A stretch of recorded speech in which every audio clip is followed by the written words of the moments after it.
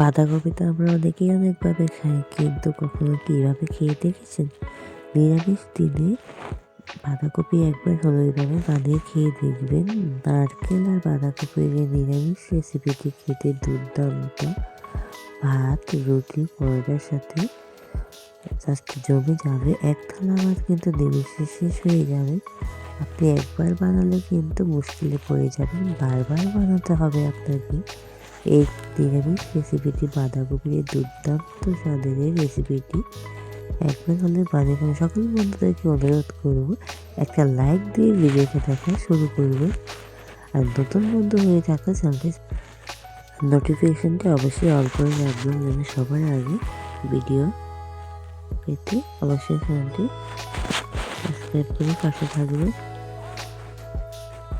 আর দেখো এখানে আমি নিয়ে নিয়েছি হচ্ছে বাঁধাকপিগুলো আমি আগে থেকে কেটে কিন্তু পরিষ্কার করে রেখেছিলাম। আর এখন আমি একটা কড়াই বসিয়ে দিয়েছি। এখন আমি দিয়ে দিব হচ্ছে বাঁধাকপিগুলো আমি সবগুলো এখানে দিয়ে দিব।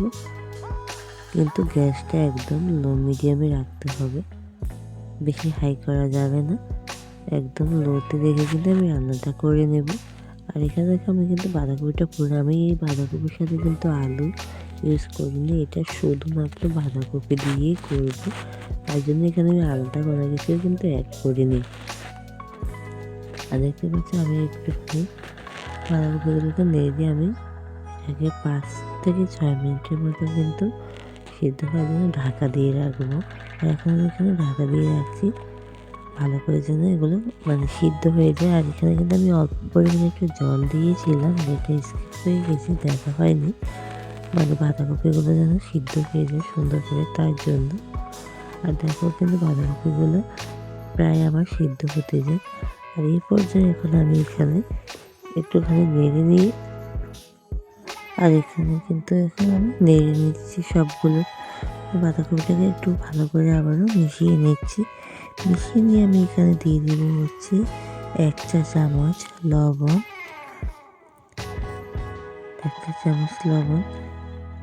আর দিয়ে দিব হচ্ছে 1 চা চামচ হলুদ গুঁড়ো। দিয়ে ভালো করে আমি একটু উপকরণ মিশিয়ে নেব।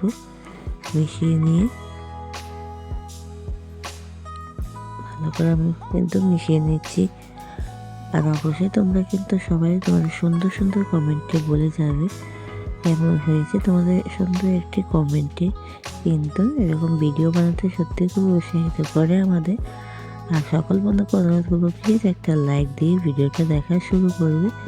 যদি ভীষণ ভালো লেগে থাকে অবশ্যই একটা হাইপ করবে, শেয়ার করবে। আর এখানে আমি দিয়ে দিচ্ছি আধা চামচের চাইতেও কম পরিমাণ লঙ্কা গুঁড়ো। আর দিয়ে দিচ্ছি এখানে 1 চা চামচ জিরা বাটা, 1 চা চামচ আদা বাটা। দিয়ে ভালো করে আমি মিশিয়ে নেব। এই মশলাটা কিন্তু এভাবেই দিতে হবে, এটার টেস্টটা একটু আলাদা। আর আমি এটা বাঁধাকপিটা কিন্তু পুরোপুরি সেদ্ধ হয়নি, তখনই কিন্তু আমি মশলাগুলো দিয়ে দিয়েছি। দিয়ে এখন ভালো করে মিশিয়ে আমি কিন্তু এখানে ঢাকা দিয়ে দিয়েছি 5 মিনিটের জন্য। আর দেখো 5 মিনিট পর চলে এসেছি, কিন্তু খুব সুন্দরভাবে মেশানো হয়ে গেছে, দেখতে পাচ্ছ। হালকা কিন্তু একটু জল রয়েছে। এটাই বাঁধাকপিটা কিন্তু তোমরা চাইলে একটু ভাপিয়েও নিতে পারো, আমি কিন্তু ভাপিয়ে নিইনি। আমি অল্প একটু জল দিয়ে কিন্তু একসাথে বসিয়ে দিয়েছি, সেটা দেখতেই পেয়েছো তোমরা। আর এই পর্যায়ে দিয়ে দেবো হচ্ছে নারকেল কোড়া, কারণ এই বাঁধাকপিটা আমি নারকেল দিয়ে করব। আর নারকেলটা দিয়ে কিন্তু আমি ভালো করে বাঁধাকপিটার সাথে মিশিয়ে নিচ্ছি। একদম লো মিডিয়ামে কিন্তু আমি গ্যাসটা রেখেছিলাম। আর ভালো করে কিন্তু আমি মিশিয়ে নিচ্ছি বাঁধাকপিটাকে। মিশিয়ে নিয়ে দেখো আমি এখানে হচ্ছে আবারও 3 থেকে 4 মিনিটের জন্য কিন্তু আমি এটা ঢাকা দিয়ে রাখবো। চলে দিয়ে দিয়েছি, এখন চলে আসলাম আবারও 4 মিনিট পর। 4 মিনিট পর দেখো বাঁধাকপিটা কত সুন্দরভাবে একদম সেদ্ধ হয়ে গেছে। আর এখন আমি হচ্ছে বাঁধাকপিটাকে একটু নামিয়ে নেব। বাঁধাকপিটা আমি এখন নামিয়ে রেখেছি এক সাইডে। আর এখন আমি হচ্ছে দিয়ে দিবে এখানে তেল। এখানে তেলটা দিয়ে দিচ্ছি। তেলটা দিয়ে এখন আমি এখানে দিয়ে দিব হচ্ছে দুটো শুকনো লঙ্কা দিয়ে দিব এখানে। এখন শুকনো লঙ্কাটা দিয়ে আমি ভালো করে একটুখানি এটাকে দিব। দেখো আমি শুকনো লঙ্কাটা দিয়ে দিয়েছি। দিয়ে এখানে দিয়ে দিব হচ্ছে দুটো তেজপাতা। সব কিছু ভালো করে একটুখানি মিশিয়ে নিচ্ছি। দিয়ে আমি এখানে আবার দিয়ে দিব হচ্ছে 5 ফোড়ন, আদা চা চামচ 5 ফোড়ন দিয়েছি। সবগুলো উপকরণ ভালো করে কিন্তু এখন ভেজে নেব।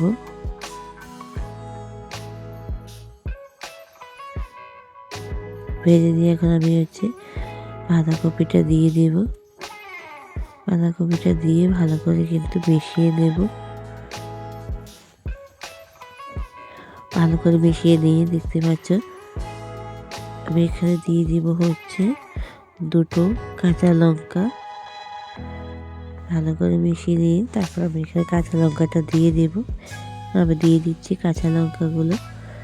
দিয়ে আবার একটুখানি ভালো করে মিশিয়ে নেব।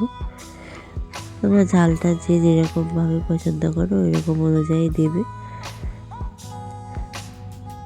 আর দেখো দিয়ে ভালো করে এখানে আমি এখন অল্প পরিমাণে একটু ধনে পাতা কুচি দিব। ধনে পাতা কুচিটা দিয়ে আমি এখন ভালো করে আবার একটুখানি মিশিয়ে নেব। সকল বন্ধুকে অনুরোধ করবো প্লিজ কেউ ভিডিওটা স্কিপ করবে না, স্কিপ করলে কিন্তু বুঝতে পারবে না। আর সকল বন্ধুরা প্লিজ একটা লাইক দিয়ে ভিডিওটা দেখা শুরু করবে। আমার ভিডিওটা তোমাদের ভালো লেগে থাকে একটা লাইক, সাবস্ক্রাইব আর শেয়ার করবে। আর তোমাদের সুন্দর সুন্দর কমেন্টে বলে যাবে কেমন হয়েছে। সকল বন্ধুকে অনেক অনেক ভালোবাসা আমার পাশে থাকার জন্য।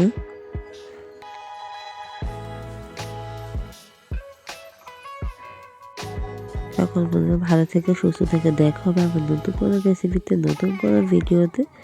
ততক্ষণ সবাই ভালো থাকবে, সুস্থ থাকবে। আবারও চলে আসবো নতুন কোনো একটা রেসিপি নিয়ে।